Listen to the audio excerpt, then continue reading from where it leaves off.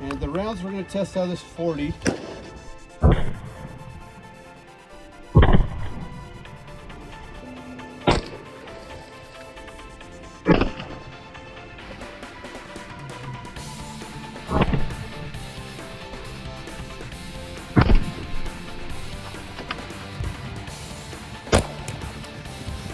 You hit it!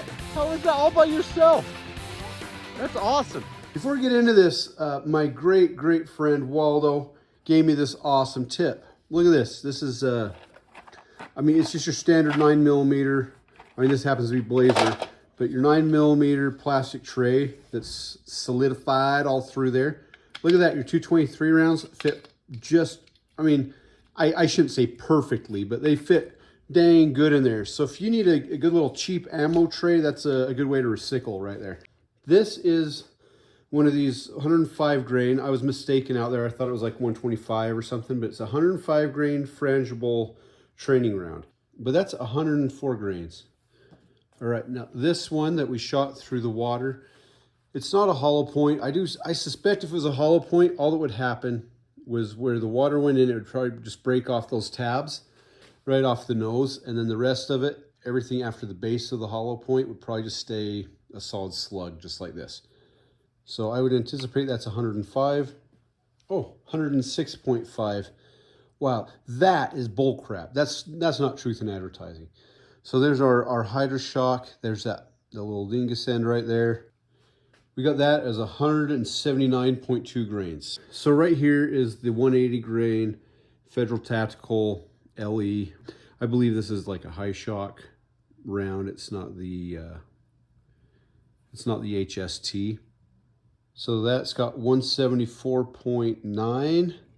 We've got our gold dot 180 grain 40, and that's at 177.7 grains. And then this one is a 147 grain 9mm that we did the same test on. And I was in kind of a hurry, so I really didn't see how much it penetrated. Not as much as this one, as I remember. It's at 146.3, so it lost just it didn't even lose a grain. So at its widest point, it's 0.623. I think it's obvious this one has the best expansion out of all of them. At its widest point, we're 0.735. The gold dot, we're at 0.618. So they're not too far off from each other. I spoke too, so I forgot about this guy right here. The centered round, 0.727. So on the 9mm gold dot, we got 0.576. So it's not way far off. It's closer to these ones that hit the vest. And that 165. And these are never going to handle exactly the same from one round to the next.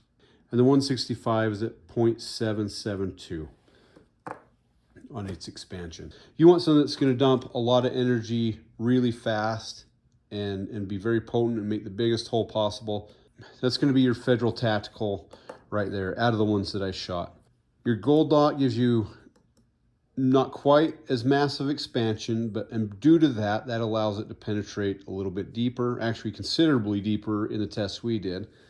And so I'll be honest, I'm kind of, even though these expand so well, this one's tough. I don't know, I'm really sold on these gold dots. I think they're awesome. I think if I'm going to go to the store and buy some, and I'm going to spend my good money on it, I'm going to end up buying these. There's a lot of money out there, a lot of different kinds of money. There's like old money, new money, blood money, drug money. We didn't have any of that. What we had was good money. On paper, this guy right here outperforms this guy. In reality, they're probably very similar. At least in the tests that I did. This one did go through a little bit more water, but this one had the tougher bottle. I don't know if that made that big of a difference or not. But we do learn too, if you get this massive expansion, it's going to dump all its energy into the target, but you're not going to get that over penetration. Anyway, these were so similar. I don't know. That actually kind of surprised me and didn't necessarily change my mind. I guess it did change my mind. I was really leaning towards this is the better round, and what I see is we're probably both the same. You take those. It's not a huge difference, but there is a difference, and that is hitting harder. And then if you really want to put a world of hurt on somebody, just go to the slug. Bypass all this crap and go straight to there and, lights out.